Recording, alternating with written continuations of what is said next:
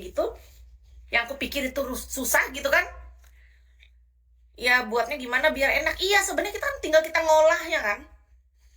Kayak pernah kan di rumah tuh cuman sisanya ada mie, ada telur sebenarnya, dan ada beras. Tapi aku lebih memilih pada saat itu aku lagi nggak pengen makan mie, aku lagi nggak pengen makan telur. Ya udah aku cuma makan nasi, ku masak jadi apa beras tadi ku masak kan. Habis itu ku goreng bawang, ada bawang masih. Bersyukur. Jadi bawang itu ku garemin. Ku kasihkan di atas karena mencari selera makan. Ku kasih di atas nasi, ku kasihkan kecap. Malah makan banyak. Kalau aku pikir-pikir kan repot betul. Ada mie, ada telur. Karena memang pikiran kita aja, pikiran yang bikin repot. Kalau mie mentah kan nggak bagus untuk perut, apalagi kalau lagi lapar, Kak. Tapi beneran sih, Kak. Kalau kita adalah orang yang punya penyakit asam lambung atau GERD, mohon maaf ya, ini harus jujur. Makan mie kohop itu paling berbahaya tuh. Serius. Mungkin kalau sekali, dua kali nggak kerasa kan, tapi alangkah baiknya kita harus lebih menjaga makan kita dari mie. Bukan nggak boleh makan mie, boleh tapi nggak banyak, nggak satu bungkus gitu loh. Misalnya kita makan nasi, mie kohopnya makan aja seperempatnya atau separuh. Nggak masalah itu. Kalau kita punya asam lambung atau GERD. Tapi kalau kita nggak punya asam lambung atau GERD, hajar aja nggak apa-apa, nggak masalah. Sebenarnya kan daya tahan tubuhnya kuat. Karena kita sudah pernah merasa, aku makan mie-nya agak banyak, besoknya nggak enak perutku. Nggak enak lah intinya, selera makan kurang. Nah, dari situ kenapa aku nggak mau makan mie kebanyakan.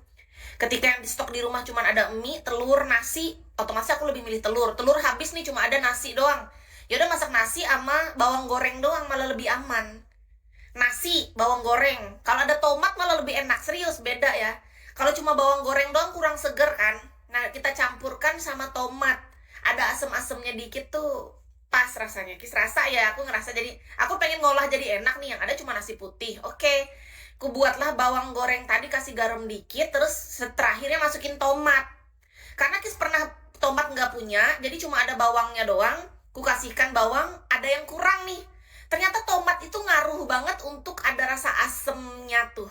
Itu bikin selera makan, tapi jangan banyak. Tomatnya cuma satu biji doang, kita potong iris kecil-kecil. Itu sudah tahap terendah dalam hal makanan Kis rasa dalam hidup. Beneran, tapi enak ternyata. Iya, makanya itu betul kaki pelan. Pantesan mama papa Kis dulu bilang gini. Nak, prinsip hidup kita, makasih Kak Wong. Prinsip hidup kita nak, ingat pesan papa mama. Dimanapun kamu berada nanti, makasih Kak Wong. Ingat pesan papa mama, pastikan yang namanya bumbu dapur, garam, bawang itu yang paling harus selalu ada. Pastikan itu dulu. Sesusah-susah hidup kita kalau masih ada beras, ada air kata dia. Bahkan lampu mati pun masih jalan gitu. Iya, ada beras, ada air, lalu bawang sama garam. Ternyata itu penting, woy.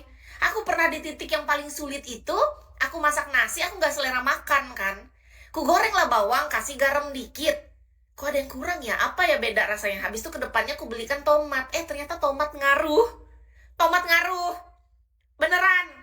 Tomat itu ternyata ngaruh banget kalau dicampur sama bawang goreng. Tapi bawang gorengnya harus mateng dulu. Sudah matang bawang gorengnya, masukin tomatnya bentar doang. Cukup-cukup langsung angkat, tarik. Karena kalau tomatnya kematangan kan gak enak.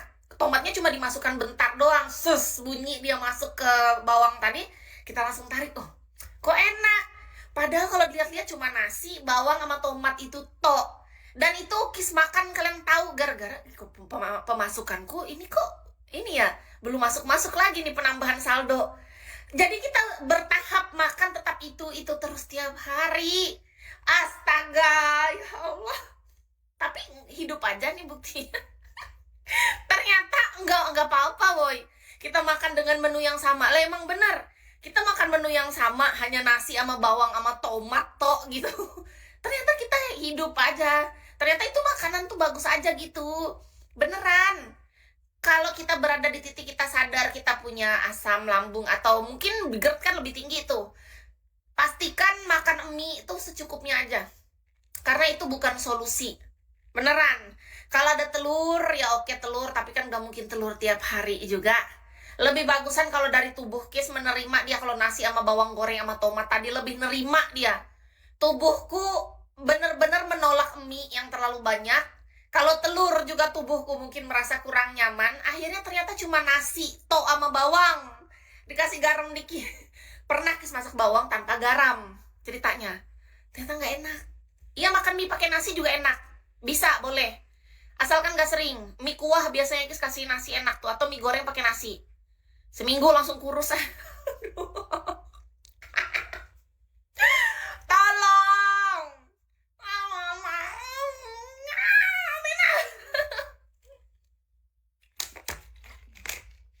Jangan gitu juga lah. Kalau aku mau kurus, aku bisa aku niatkan puasa aja lebih bagus. Kita puasa IF ya. Intermittent fasting kata orang. IF. Boleh, ayo kita puasa misalnya mulai malam ini jam 9 malam sampai besok jam 9 pagi. 12 jam kan IF. Aku kuat. Aku sudah biasa kalau kayak gitu kita puasa 12 jam doang tapi. Misalnya malam ini nih dari jam 9 malam kita cuma minum air putih doang sampai jam 9 besok pagi. Cuma minum air putih, ayo gampang itu bagiku. IF namanya ya kan? Di kulkas sarden, kornet siap. Nah kalau kornet mohon maaf nih kaki pelan kita beda. Karena dalam hidupku aku nggak terbiasa makan kornet. Tapi kalau sarden aku setuju sama kakak. Sarden lebih sehat ketimbang mie.